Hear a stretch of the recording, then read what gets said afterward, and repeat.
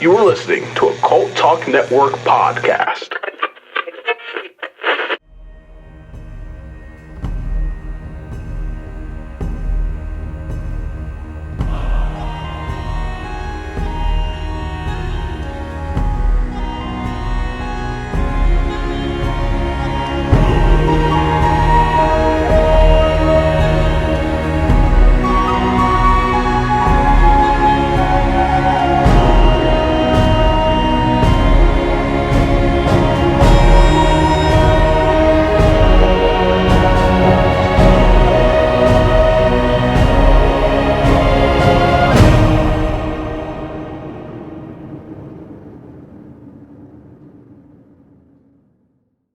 Hey everybody, we're here at Cult of Lore with Ben. Oh, this was terrible. This was a bad idea. Oh my God. What did you do to this intro? Fuck it, we're keeping it I wasn't on. ready. Eric? No. Oh, I wasn't ready. oh my God. Nope, that's staying in. That's it. That's okay. the intro. There's our intro. You wanted him for to the do first it. time by Jerry. So I did. That was my fault. So everybody, this intro perfectly encapsulates this fucking episode. Oh boy, This episode was going to be like 5 different things. Yep. And we are recording it the night before, and it's all my fault. It is.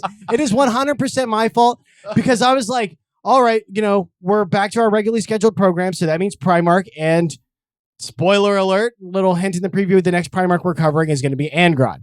So we were all doing our Angron research. Yep. Eric was going to read Betrayed. Yep. Or Betrayer, Betrayer, which is a fantastic book that has that's about Logar and Angron. It's when Angron becomes the Demon Primarch. It's a great book. It's a really good follow-up to The First Heretic, which is Logar's book, When They Fall to Chaos. And then it's the next one in the Horus Heresy. And those two books together are fantastic. So we were doing that. And then I found out that Garro the Grey Knight, or the Knight of Grey, dropped. And then so did The End and the Death Volume 1 dropped. What? And I was like, God fucking damn it. And The Death and the End is the next chapter in the Siege of Terra after the Gates of Eternity. So we're going to cover that. That son bitch is 18 hours long. Ooh, wow. And, That's a long audiobook. and there's listen, there are a couple of guys. Wolf Lord Rowe is one of them. I haven't read his review. I don't listen to any reviews before I review it, but he's already dropped his fucking review. God bless him. But I can't. And not to mention, I was trying to plow through Garro, Knight of Grey. And so I was like, okay, fuck it. We'll just do both book reviews at one time. Yeah. And so that became the new plan. And so Jerry and Eric didn't have to do any research for that because on the book reviews, they just kind of let me take care of that. Yeah. Yeah. Then I couldn't focus on the Death and the End and the Death, or The Death and the End, Volume 1, because I kept thinking of Garro, the Knight of Grey, over and over. I just couldn't let that book. It's only 4 hours long. The other one's 18 hours. It should be swallowed up by this much bigger story. It's the Siege of Terra, but I was just stuck on the end for this noble hero of the Imperium during the Horus Heresy.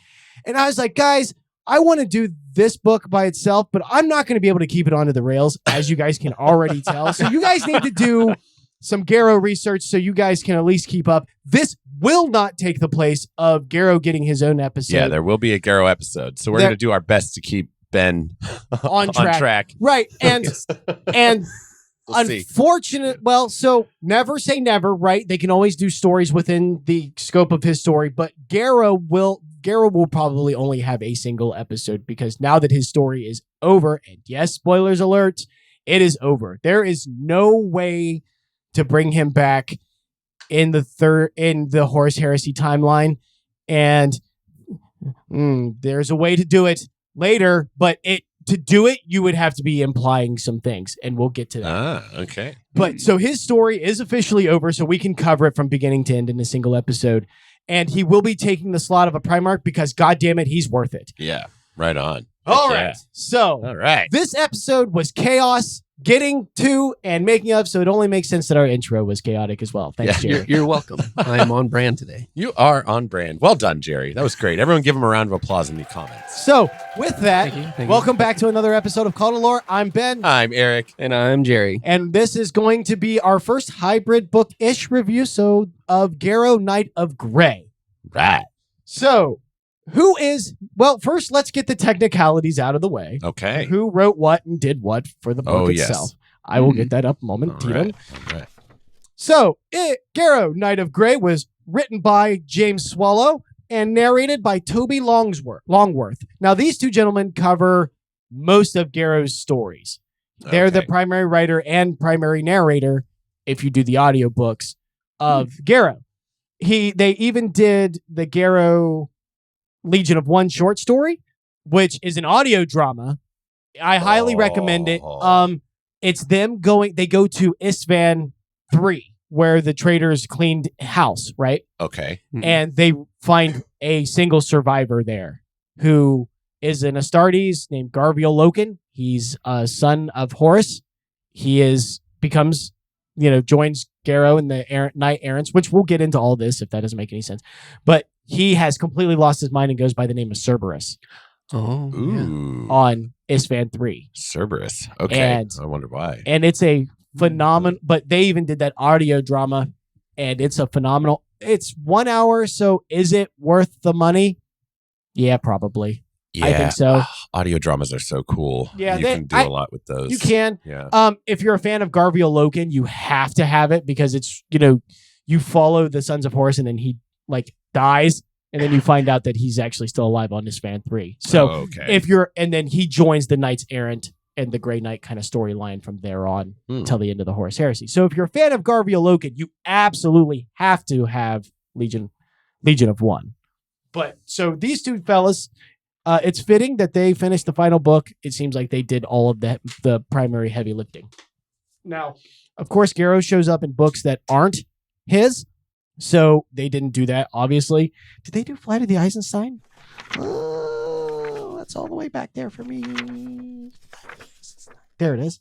No. Well, so James Swallow did write Flight of the Eisenstein. However, is my man Jonathan Keeble doing the narrating. Okay. Yeah. So same author. Same author, different narrator, and Longworth is a good narrator. Oh my God, hold on. I really like his Typhus. His Typhus and Mortarian are on point. His Typhus and Mortarian voices Are really good. Yeah. Ooh, cool. Yeah, they are. Right They are on. really good. But he's, in my opinion, he's not quite a good narrator as Jonathan Keeble. But I'm really biased. I like Keeble. Right. Keeble's really good. Anything that's got narrated by Keeble, I know that I'm at least going to enjoy listening to, whether or not it's a good book. So, who is Nathaniel Garro? Nathaniel Garro is a battle captain, which is basically one of the highest ranks you can get without becoming too, the way Nathaniel saw it, too authoritative. Okay. Hoity, I guess. Too hoity. He liked being in there with the men on the front line. Okay, so it's about as high as you could rank while still putting your boots on the ground. Well, no, In a because there's no sense. such thing as an Astartes that doesn't put their boots on the ground. But Okay. Yeah. if you that's a want to good be point. like front firing line, yeah, that's a he's good about point. it. Yeah, Okay. So he preferred to be like a leader rather than a boss. definitely. And also, Yeah. he In was the front. he was a battle captain of the Death Guard, Okay. which sets up quite some storylines off the bat. He was actually a member of the Dusk Raiders, which means he was from Terra. He was one of the originals. He was there before Mortarian took over, which is a key plot point for his character. Okay. And so Garro basically is an honor, like he's one of the best Death Guard there is. He's blessed with a suit of armor that has the Emperor's Aquila on the chest Ooh. that's made out of gold.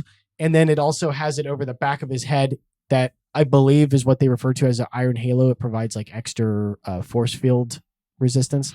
Okay. So he has really fancy armor. He's also armored, or he's wielding a big old fucking sword. There's a really cool picture of it. We probably won't. You'll see it. You'll see it on the cover. He is wielding it on the cover. Okay. The There we go. picture, Less the work for you, picture that you're Jared. seeing doesn't do it justice. That one does, but the cover one doesn't quite do it justice. But it is a mammoth broadsword, and it is called Libertas. Libertas. And Libertas is Excalibur. Yeah. I Right.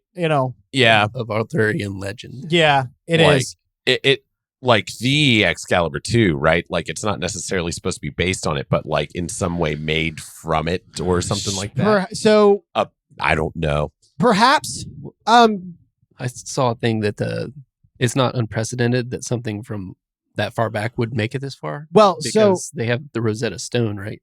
oh yeah, And so they still have that. well, so Malkador has that, I we think. don't know all of the stuff they have. We've actually recently, in spoiler a little bit for the end, for the death in the end, we got what I consider to be confirmation that the emperor was actually Alexander the Great.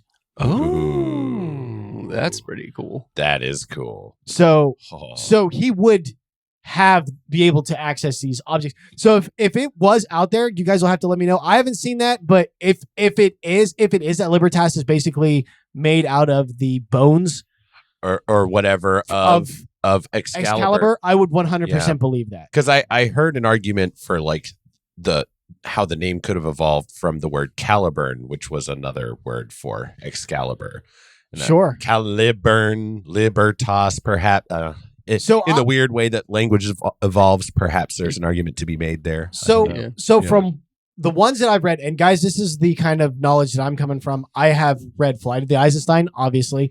I'm in the middle of Garro, Weapon of Fate, Okay.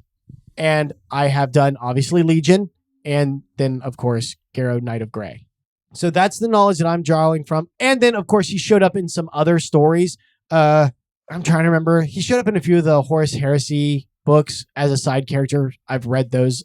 So I've got a pretty decent breadth, but by no means is it comprehensive. But what I know of the sword is that it for sure comes from Like Age of Strife. even before that. Okay. Pre Golden Age of Technology. Okay. Ooh. So it's From way back then. or at least at like in that era at bare minimum. Right. Right. So it's way back there. Yeah. So if it goes back even further than that, that makes perfect sense to me. Right. But basically, this thing is a power sword. Demons really don't like it. It seems to kind of obey Garro in that there are times when he's fighting with it, and if it gets knocked from his hands, it'll get stuck in the ground, and the enemy cannot remove it for whatever reason. And then Garro will be able to just easy Effortlessly pull it pull up. it out. It does sound familiar, doesn't it, Jerry? Yeah. Yeah. And where have I heard that I before? don't know. Yeah. So The once in future Garro. Right. The ones in future Garro.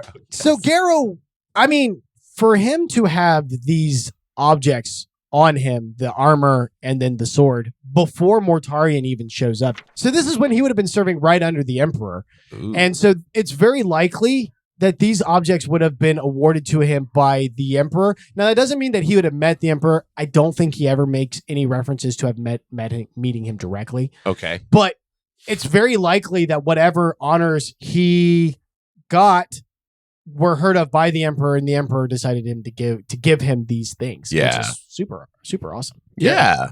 Yeah. That's part of the reason that the Terran-born ones are more loyal to the Emperor. Correct. Oh, yeah. yeah. They were there They they were served under him. They Yeah. didn't know a Primarch. Much more directly and received honors from him, such as these, Right. So that does make sense. So yeah. so Garro was part of the Dusk Raiders, and why they were called the Dusk Raiders, you're gonna have to wait till we do the Death Guard. Oh, teaser. I mean, yeah, ish. But so he was there when Mortarion took over, and he got to experience the whole change from the Dusk Raiders to the Death Guard. And they actually called him, he had a nickname. His nickname was Straight Arrow Garro.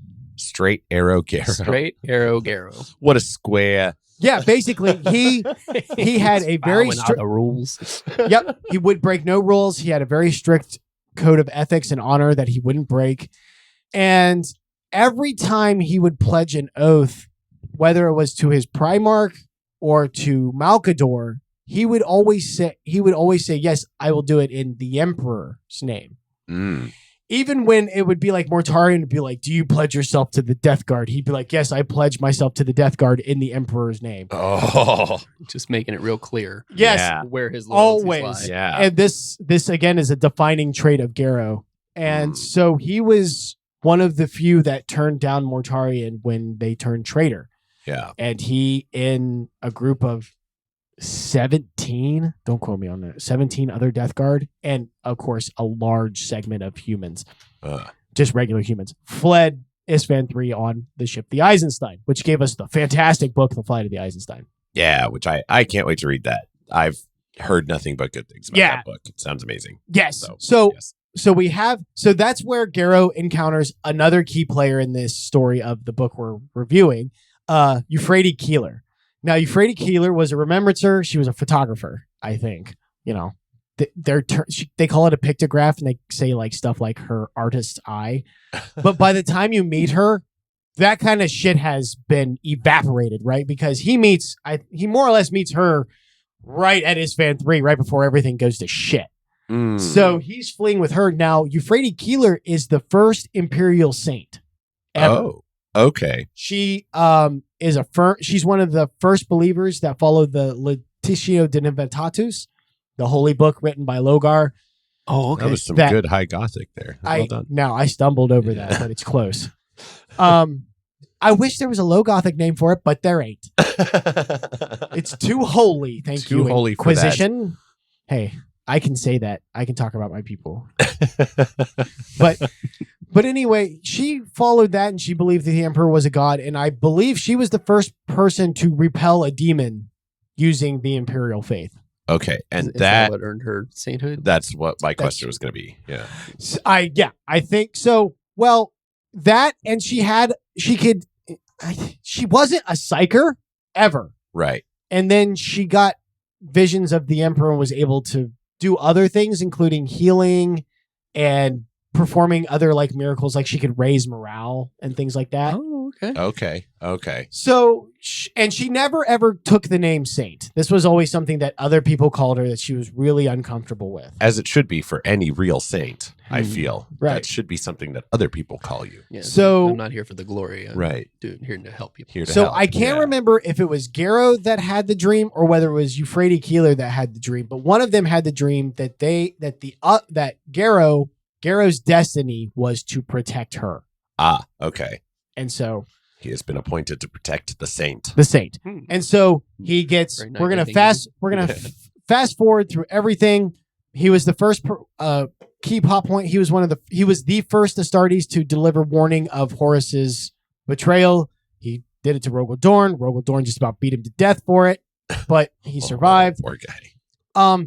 Throughout his entire story, there is a demon referred to as the Lord of Flies. Ah, okay. I've seen him Yeah. come up a little bit. So the Lord of Flies obviously is a demon of Nurgle that really likes to possess Death Guard. And I mean, it's a powerful demon, but it particularly seems to chase Garro. It possesses a Death Guard by the name of Grugor. I believe so. Grugor, who then was sent to kill Garro during like the original incident, and Garro ended up killing him with Libertas, which then sent it back to the warp, and it got all pissy about it and decided to kind of have like a thing against Garro. Got a bit of a grudge. Yeah, and so it's this reoccurring villain that ends up possessing a lot of Garro's comrades throughout his story. Oh, no. Like once they die, it takes over their body. It does it to a world leader whose name is Mason Varen. Varen's death was kind of weak sauce, guys. It was weak, especially because Varen, he's a world leader, so he's kind of a dick. But the more I have time with Varen, the more I love him. Yeah. So, like an incident when they're tracking down Cerberus, right? Like in the drama, and they realize that it is a loyal son gone mad because he's fighting basically endless plague zombies that are just left over from Nurgle having touched Isfan 3, right? Yeah. And that's kind of like his own purgatory. Okay. Gotcha. Garro basically makes the decision that he's too far gone. They're going to have to put him down. And Varen actually stands up to Garro, a world leader, and says, like, we've lost too many brothers. He is loyal still in his madness because he's referring to the zombies as traitors. Oh. So he's still fighting the traitors in his mind. He's like, even in his madness, he's still loyal. He's like, we're not killing him. And for a world leader to do that, and when they find Varen, like, he has collected a bunch of civilian survivors of Isfan 3 and is protecting them on this ship, and like gets into this fucking piss match with a Custodes over it, and is just like, nah, like, fuck you, you're not pushing us around or doing anything to these people. So over the time, man, Varen's really gotten some real love from me. He's a cool for a world eater. He's boss as shit. Nice. Right. But he fights the Lord of Flies, and like his weapons run out, and like and he just attacks him barehanded. Oh my gosh. And of course, the Lord of Flies kills him and possesses him. But the problem is like most of their fight is happening. If it was a movie, it'd be happening in the background while Garro's doing a thing, and he's like trying to keep an eye on Varen. And then by the time he's able to give Varen his full attention, which means the full attention of the reader is now on the fight, Varen dies. I see. And I'm like, for that should have been the core focus of the book. If you're because that character was dope as shit. He deserves a little bit better.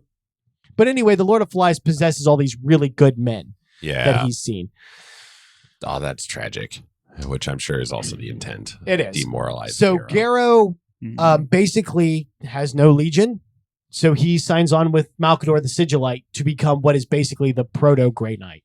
Okay. Him, Mason Varen, he becomes a Grey Knight. Okay. They're called Knights Errant at this time. They don't have the Grey Knight title yet. Right. And Errant has no lord. Right. Well, Malcador. They have the Malcador's eye on their pauldron. Yeah, I mean, like historically, a Knight Errant, I think, has like no lord. They're like kind of a free agent knight. Right. Yeah. Which they operate change lord for legion. Yeah. Yeah. Right. It kind of fits in this way because they all tend to serve up Primarch. So right. They've all turned their backs on the Primarchs. Yeah. Give them a Merlin instead. I mean, a Malcador. Right. Right. So he serves the majority of the Horus Heresy in this role, doing secret missions for Malcador. And they get into a spat, and he basically kind of begs. Not begs. Garro would never beg, but he basically says, like, I want out. And Malcador's like, all right, fine, you've earned it, whatever. Begrudgingly lets him go. Yeah. The Horus and his legions are on Terra, like, do whatever you want to do. And that's what Garro does, is he basically goes from battle to battle, waging war the way he wants to do it, making his own calls. He's a completely free agent when we come to him in Garro, Knight of Grey. Okay. Oh, okay. All right. Setting the scene here. The one-man legion. Yep. The Legion of One. So where we find Garro is he's just kind of doing this thing. Like I said, he's going from battle to battle as he chooses, kind of influencing things the way he sees fit. When he's approached by another Knight Errant who I can't remember it. I have a hard time holding on to this guy's name. But he's been he's been with him since he was on the Eisenstein. So, but he's not a bad character either, but I can never hold on to his name. Let me know what his name is in the comments section. I re-listened to this book today and I still can't grasp on this guy's name. Just didn't stick. It never does. But he finds him and he's like, hey, I want you to come check out this incident with me in Marmax's Bastion, which is just one of the many bastions that are a part of the walls that guard the Imperial Palace. Oh, okay. You have to remember the Imperial Palace is the size of a continent. Oh, wow. And so that's crazy. The bastions are like their own fortresses and then the links of wall are like the wilderness, right? Okay. Jeez. Oh, that's man. That's as good a way of thinking of it as any. I guess so. Wow. So they're in what's known as Bab Bastion, and the next bastion over is Marmax's Bastion, which is still a good fucking ways away. Yeah. And he's like, I want you to come with me to Marmax's Bastion because we've got something going. I've got reports of something going on that shouldn't happen. And basically, there is a small group of Imperial Guardsmen that have just repelled everything, like Titans, traitor legions, tons of cultists, just waves and waves of cultists. And no matter what is thrown at them, they're just repelling the shit out of them. And they're afraid that there's something kind of fishy going on. And Garro's like, okay, go check it out yourself. Why do I give a shit? And then the other Knight Errant is like, okay, I've kept a piece of information from everyone. And he gives him I think Mama's home. There's Mama. So he hands him a data crystal, which basically holds information, right? It can be a picture, it can be a message, it can be whatever it is. And in it is a picture of these Imperial Guardsmen with their arms up in the air, like rallying around a figure. And the figure in the middle is a lone woman in just normal gray clothing. And they all got their hands on her and are like taking blessing from her. Now, it's not like they're worshiping her, but more like she's a rallying point. Okay. And it's Euphrates Keeler. Ah. Now, the last time Garro heard from her, she was in the dungeon, which is actually more like the Imperial Lab, right? It's the dungeon just by location. Okay. They actually have a very large section of a book of the Death in the End. Malkador talks about how funny it is that they call it a dungeon when it's just because it's underneath the castle. It's got nothing to do with anything. But yes, last time, it's a basement. Last time he saw her, she was protected and under lock. Right. And now here she is on the frontest of front lines, and just basically compelling these guardsmen to hold out against like just ridiculous amounts of foes. And so the other knight errant is like, yeah, Garro freaks out, obviously. He's right. Like, her. And he's like, yeah, I knew I knew you would want to see this. And so they go, and Euphrates just wants, I like Euphrates Keeler. She just wants to save, how to put this? She is very afraid that there's something about our microphones. Can we put it out on the porch? Will she chew it out on the deck? Yeah, it's great out. Open the door, let her out. Some sunshine. Go on, get Jeopardy. But she just goes for that bone every fucking time. Every time we're trying to record, I think it's like, all right, they've got their bones, our microphones, I guess. Microphone, bone, it rhymes. It's a smart dog. Yeah. Anyway, she's very afraid that in all of this war amongst these gods, that the everyman has been lost. And and she's like, that's what we're actually fighting for. It's the existence of mankind. Amen, sister. Right. Right. And she actually gets in Garro's face and chews him out about this, because he's just basically like, all right, you got to go. And she's like, no, like, while I'm here, they can hold this. And he's like, I'm going to carry you out. And then she basically grabs him by the balls and screams in his face, like, have you forgotten like who you're actually fighting for? That all, like, she goes through the whole thing and brings him back to it. Nice. That is something I feel like does get lost on the upper powers of Warhammer is in the Imperium is who they are actually fighting they for. get so separated from like the people. Yeah. Right. And that's why the salamanders are so popular with people, because their whole thing is that they will fight and die for a small village of people the same they would for a hive planet. They don't give a shit. It's no difference to them. Lives are lives. Yep. Yeah. Human lives are human lives, and they don't. So if you want warm and cuddly in the 40K, they're the closest you're going to get.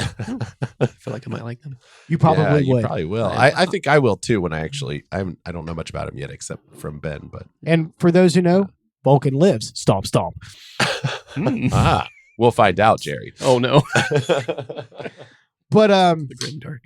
So he decides to stay and fight with them, and he does. And there's a terrific.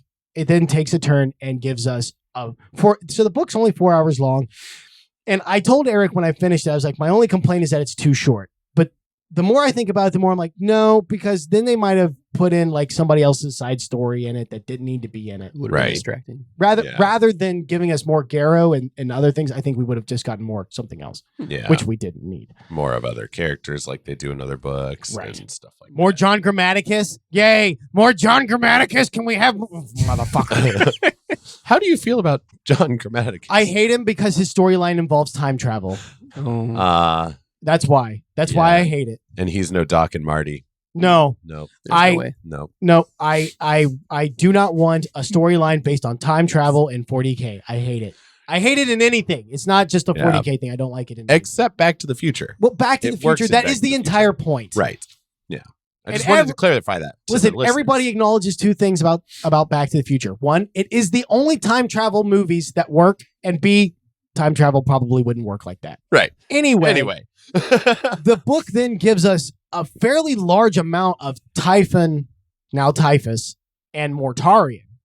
And kind of they're on Terra, and kind of this disagreement on what to do on the war. And when you get to the 42nd millennium, Typhus and Mortarion are like not on speaking terms. And Typhus is practically leading his own legion at this point of Death Guard. And the only time he helps Mortarion is when Nurgle makes him. Mm-hmm. So, but this is where you really start to see the cracks. Not even really the cracks, but you start to see their fundamental ideas completely like separate out. And so that's, if you are a Death Guard fan, this is a must. If you're a Mortarion fan, this is a must. There's the conversations and the stuff between them is great. It's really good.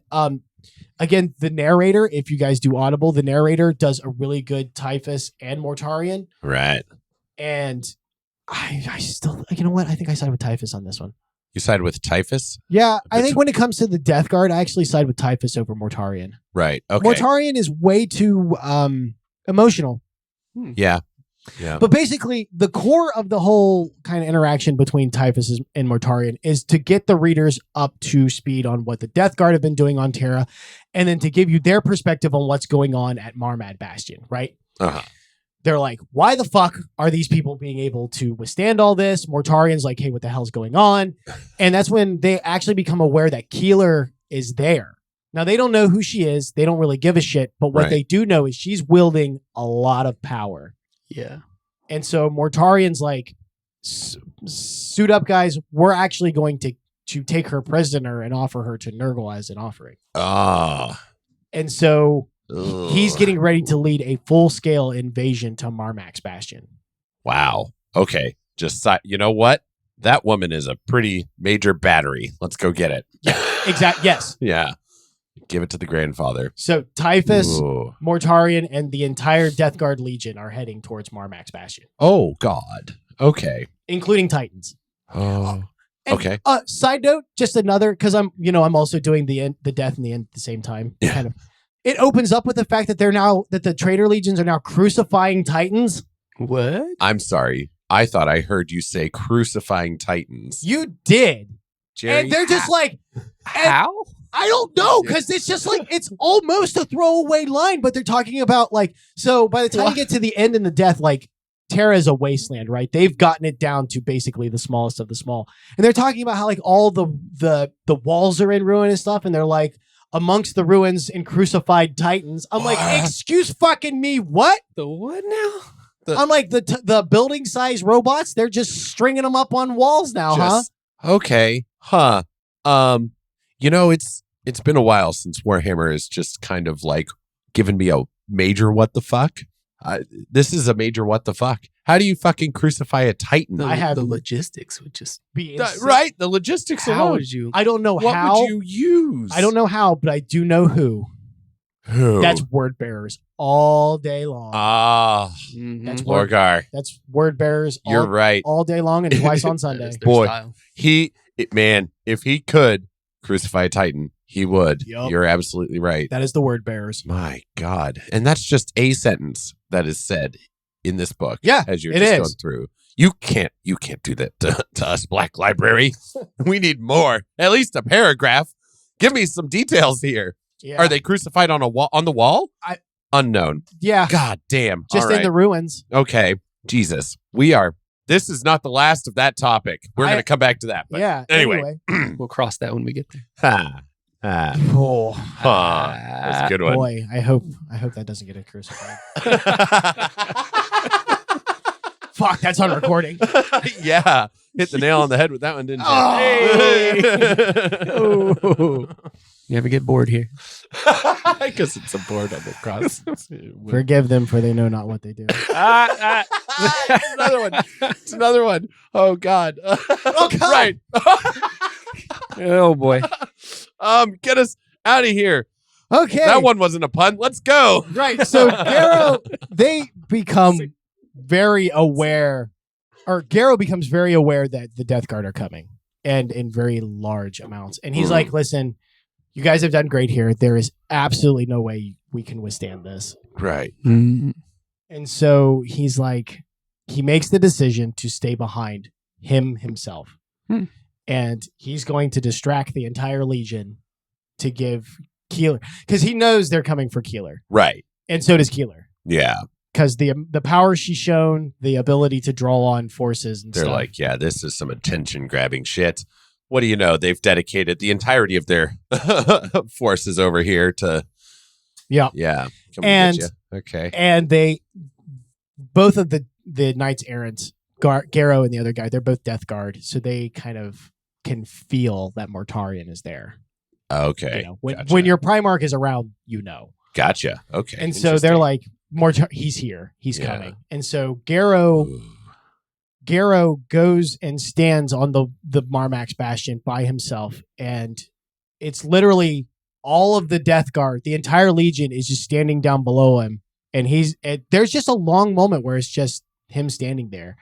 And Typhus is like, so on the way there, Mortarion finds out that Garro is also there, which is a big bite up his ass because Mortarion literally offered Garro the chance to join him himself. Offered it to him personally. And Garro basically said, my allegiance is to the Emperor. So Mortarion takes his personal and... Not Mortarion. I know. Farmer Morty. So Garro challenges him to a one-on-one duel. And Typhus wants none of this, right? He's like, my lord, let us open fire. Let me go kill him. You stay here. He's like, this is bullshit. Everything about this is bullshit. Just we have all of these guys. He's about to pull a Kylo Ren on him. Like, it's really like, remember that scene in Austin Powers where he's like, no, let's shoot him together. Scott's like, I have a gun in my bedroom. I'll go get it. We can kill him. Yeah. It's very much one of those scenes where he's just like, why are you giving into this? Yeah. Oh, no. And so Mortarion accepts the challenge and thus begins the duel. And I'll tell you what, the duel between Garro and Mortarion is a hefty amount of this book for being just them fighting. It's a decent amount. I respect that. And all right. One of the things that this book made me think on heavily was, how do you kill a beloved character? Mm-hmm. Like, you have a character that the fans love, but he can't make it out. How do you do that? How do you do that successfully? And the reason why I think they did that successfully is because you have parameters that you can't break, right? A legionary, I don't give a shit who they are, cannot beat a Primarch. Right. Can't do it. It's just not a thing. Yeah. Like, you can't do it without being really dishonest. Yeah, that doesn't seem like a fair matchup. It's not. No. It's not. But also, you can't just shit on the character and kill him offhandedly, right? Because then there's nothing for the fans that have stuck with this character forever. Right. So what they did do was just beat the living piss out of Garro the whole time and just have him not give a fucking inch the entire time, right? Yes. So it becomes very apparent to Garro and the reader that Mortarion is just kind of taking it out on him and playing with him and just beating the dog shit out of him. Yeah. Okay. And which is fine. It's buying him time. Right. And that's kind of one of the things that Garro inside his head comments. He's like, this is fine. I can take it. Like, that's the point. Good. But then Mortarion brings in the Lord of Flies and basically tells Garro, like, you think this is a victory. You think that standing up to me is making some sort of statement. Well, when you're dead, I'm giving your corpse to him. And so he'll be riding you into battle against your own teammates. Oh, what a petty bastard. Yeah, and Mortarion even says, I'm doing this because you insulted me. Like, he doesn't even care. He's just leaning into it. No, and, you know why and this is happening. So, like, while this is happening, this big dramatic effect, I actually let out a chuckle because I got this vision in the background. Because the way they depicted the Death Guard was they're all standing there except for, like, Mortarion and Typhus, who are kind of on these platforms above them, right? Okay. So I just got a picture of Mortarion, like, holding Garro up in the, breathing into his face, telling all this evil shit. And then right over his shoulder, you can see Typhus standing on his platform, just absolutely losing his shit, just hopping up and down, grabbing his horn, going crazy, like, kill him! Do it already! What are you doing? just completely losing his shit just because Mortarion wants to play grab ass. Yeah. She's getting away right now. Yeah, like I had to let out a chuckle. Hold up, because I could only picture Typhus just going ape shit in the background. We don't have time for this. No, that's great. But God bless her, Euphrates Keeler turns around and comes back. Oh no! Oh, but she wasn't supposed to. I know, But there was no way she was going to let Garro die alone. Like, it just was not going to happen. So where she's at, she has a view of the Imperial Palace, and then she can look down and see, Garro fighting Mortarion. And she basically reaches out to the Emperor and becomes a conduit from the Emperor to Garro. Oh. And so doing so basically saturates his cells with the Emperor's light and makes him unpossessable. Like, even after he's dead, his body will not be able to be possessed by Oh, yes. And so Garro, Soul Shield. and not just Soul Shield. Not just that, but it gives Garro like the strength to get up. And like, he's cracked open, like his hearts are exposed. Like he's in pieces. I would take a nap at that And point. he gets up and he just starts batting back at Mortarion, and just, it gives him this final hurrah where he's endowed with the Emperor's light and he's fighting Mortarion. He's not going to win. And they don't make any bones about it. He never once thinks this is going to allow him to kill Mortarion. Right. But Mortarion ends up impaling him through the chest with Silence, the scythe. Yeah. And it crushes both of his hearts. But it's still, Garro's broke Libertas, like fighting more, like it's in pieces. So he's just holding what was it? The sword from the sword that was broken, yeah. Narsil. Yeah, so he's Anduril, like basically holding or Narsil at that Narsil, point, yeah, he's basically holding that part left, right? But the Emperor gives him the strength to stab Mortarion in the neck. Oh. And they make a line in it. They said that in that blow, he knew he sowed the seeds to his lord's destruction. Ooh. Okay. So I'm wondering if we're going to find out that that's a wound that never actually closed. Right. Okay. And is a weakness. It might be a pathway to weak spot. to defeating him somehow. Yeah. Ooh. Okay. Interesting. And so, because he did that, that ceases the Death Guard's assault. Because it's not a mortal wound, but it's a goddamn bad one. That's a pretty rough wound for a Primarch still, I imagine. Yeah. So because of that, Euphrates is still able to get away. Oh, okay. Good. So her story is not sucked if she her died story's not over after that. Oh no. Her story's not over. Oh no. Okay. Oh so man. It is so I'll tell you this, when he's dying, so this is the line that this is the line that I couldn't let go, and it just kept me thinking. When Garro was dying, he said he saw him wreathed in, and it's the Emperor, right? He sees him wreathed in light and flame, and that the figure offers his hand to Garro, and that if Garro goes with him, Garro knows that he will be able to rise and fight again someday. Oh, cool. Nice. Arthur. The once in future Garro. The once in future Garro. Yes, I love that. Anyway. But we know that some other people that have died exist in the warp. Sanguinius. Right. Ferrus Manus. I'm sure I'm forgetting a few. Oh, I feel like I can definitely even think of one or two, but or can't quite. Anyway, right. But but we know that there's others, damn it. Whatever the Emperor is doing in the warp, it involves collecting these fallen soldiers. Ooh. Like a Valk theory. So there is the Legion of the Damned, right? Which is this spectral legion force that comes out of nowhere and is wreathed in flame and fire and fights the forces of chaos and then vanishes. Oh yeah, I forgot about them. So could that be the Emperor's Legion inside of the warp, along with, Garro being battle captain, Sanguinius the Primarch, Ferrus Manus? Could he be building a warp imperium? Ooh, sorry. I'm speechless now. There's like so many thoughts running through my head. Right? That's why I was like, I need to talk about this book. Holy cow. It's like Valhalla. Valhalla, yeah. Or like, he's like building his own. He could be building his own like pantheon with their little iron jar. The Chosen Dead. Yeah. So holy shit. So that is Garro the Grey Knight. That's it. Oh man. It's a short book. I get what you mean about like, man, I wish there was more, but kind of at least it's focused. It's focused on a very important part of this story. The way I've settled on this is like the movie Predator. I love that movie, and I think that movie is way smarter than most people give it credit for. One of the things that movie is fucking great on is a masterclass. Like you seldom get a better example of is pacing. Yeah. That movie is in and out. It does not waste any time getting you into the jungle, fighting the people, then the predator, then you're done. Yeah. That's what this book is. Hell yeah. It is a very streamlined story. The reason why I settled on liking the fact that it's short, because I don't have anything that I would have added into it. I don't know what. I couldn't think of anything that was missing.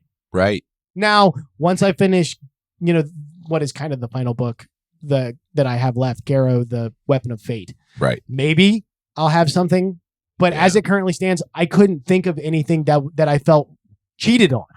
Yeah. I mean, he got juiced up by the Emperor. Right. Through the person that he was there to save. The person he was there to save got away.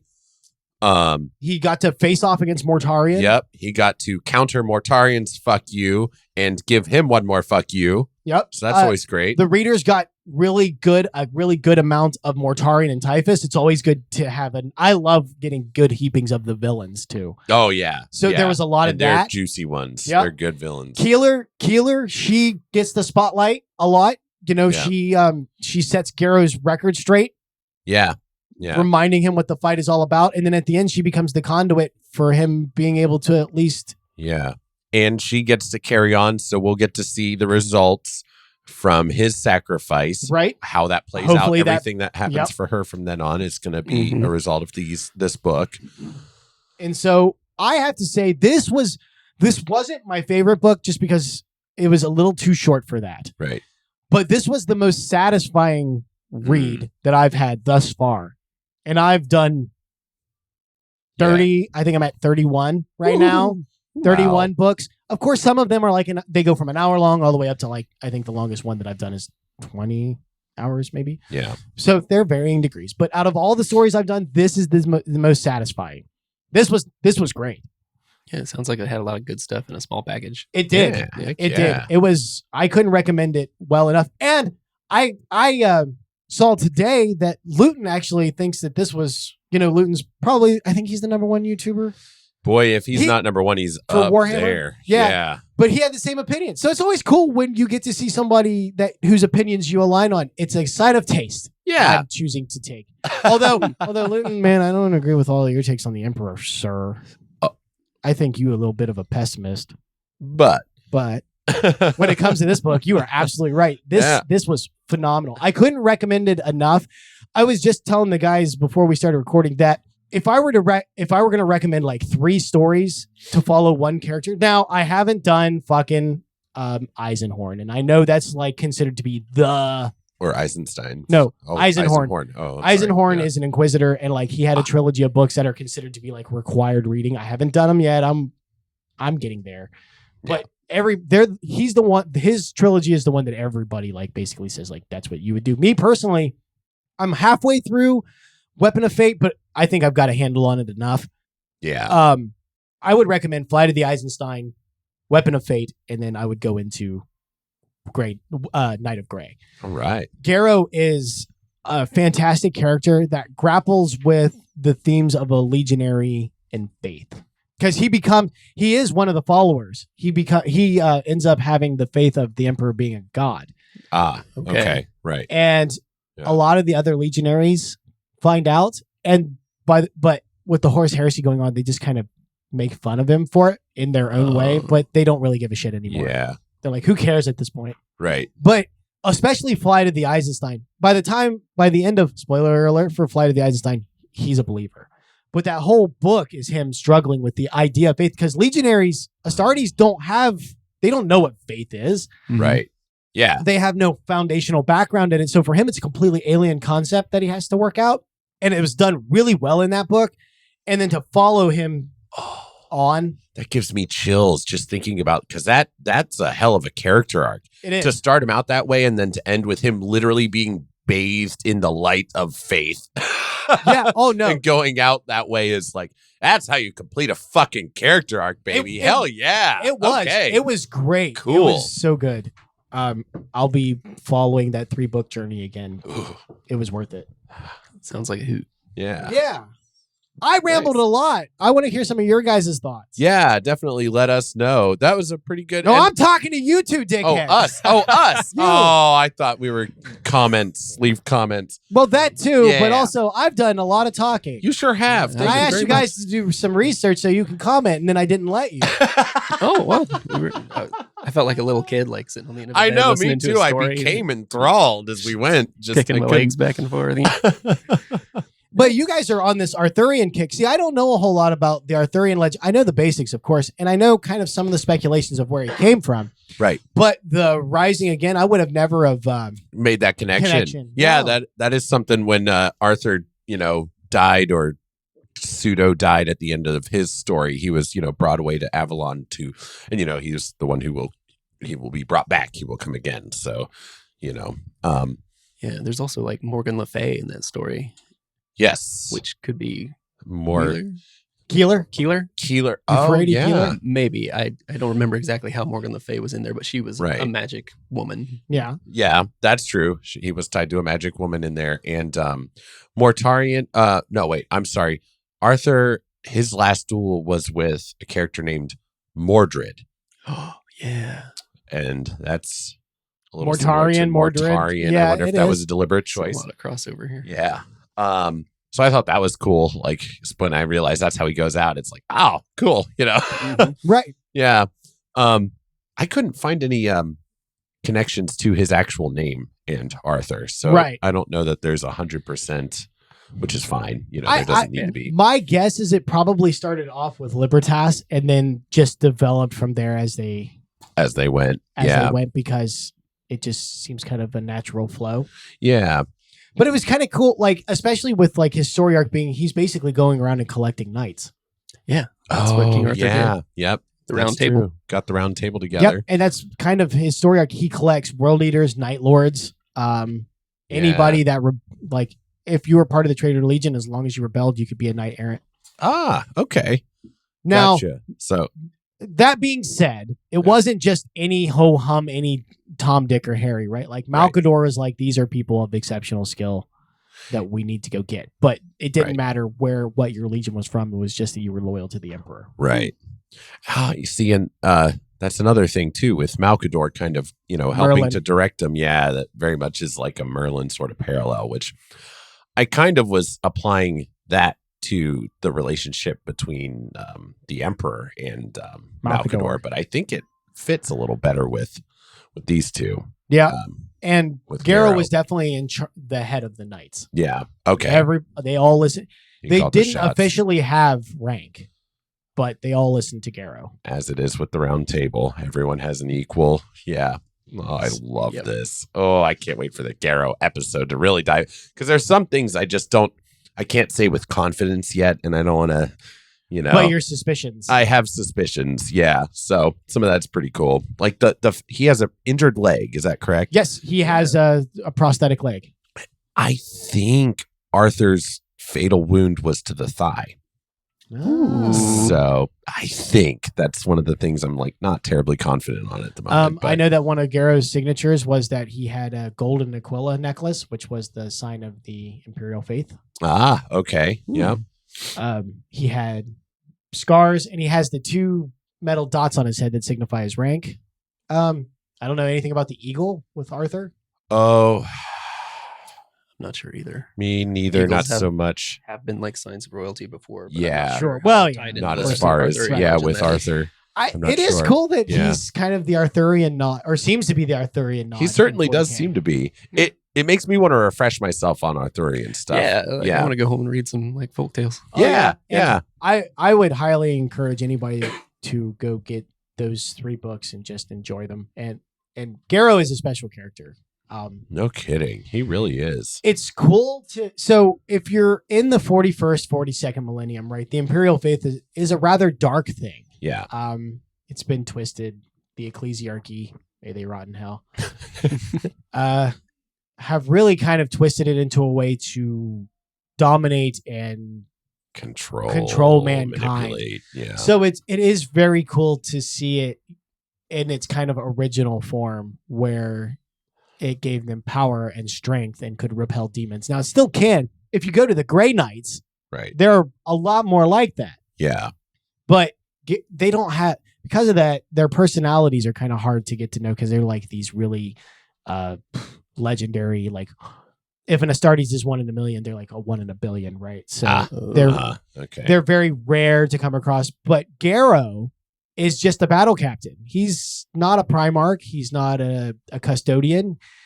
He's a relatively low rank in the scheme of things. I mean, he's still an Astartes, but sure. But in a world full of Astartes, he's relatively common. He got to go toe to toe with a Primarch. He did. Yeah. Yes. He did. Yep. That's crazy. It was. Give him a wound he wouldn't forget. Correct. That's which is more than almost any other Astartes. There are a few, but they're far between. Yeah. Boy, it gives him kind of this David and Goliath kind of battle. That's not me making a comparison. No, but just the difference. Yeah, just that the little guy standing up to the big evil force. Not just that, but his entire legion. Yeah, with a whole army at his back. Just like, even if you could pull it off against a Primarch, you're still toast. Oh yeah, yeah. I love that though, the way that he went out with just like, I know that our personal beef is going to buy the time needed, and so I'm willing to let you just have it out on me. Yeah, and man, that is noble, admirable, honorable, like valorous, whatever the it's that's so cool. Okay, I'll calm down. And I thought it was really clever of them because when you have a hero in a situation like that, it does rob the stakes from it because it no longer matters if he dies, right? Right. But when they brought in the Lord of Flies to possess him, that gives the reader stakes again. It does. Like, oh God, not this. This can't happen. Yeah, I was hearing you say that, and I was like, oh, and of course, Warhammer still has to be grim and fucking dark. They're gonna just spit it right in his face. This is one of the few times where they're like, nah, we can't shit on this guy. That would be so bad. You know what? A little bit of the balance. I actually, with the amount of time that the two guys that did this performance, I'll call it, the amount of time they spent with Garro, I won't even frame it like that. I will 100% believe that they did not want to do that to Garro. Right. Even though 40K is all about not pulling punches. Right. Yeah. They killed the monkey that one time. Oh, yeah. Whatever that was. Yeah. I'm not up to speed on the monkey, but I will be. Oh, yeah. The comments we got about the monkey was funny.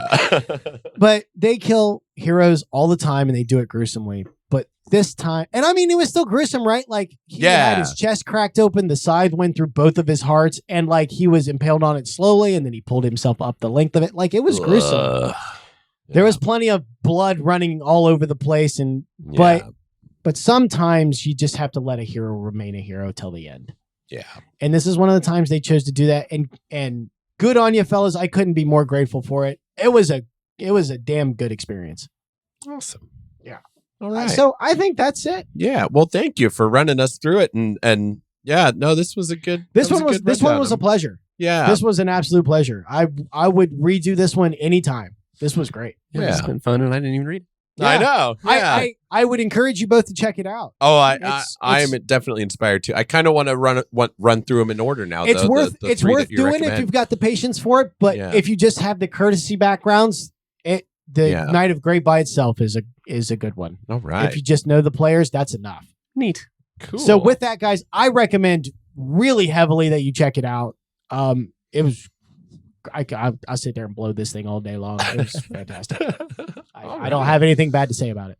Cool. Nice. Okay. Good deal. Yeah, I guess we'll go ahead and. So let me know what you guys thought about it. Now we can do that. Now we can do the comments thing. Let us know what you thought about it. Were there any complaints? If so, I'll argue with you. He'll do it. Damn I'll do it. You're allowed to have wrong opinions. That's right. That is right.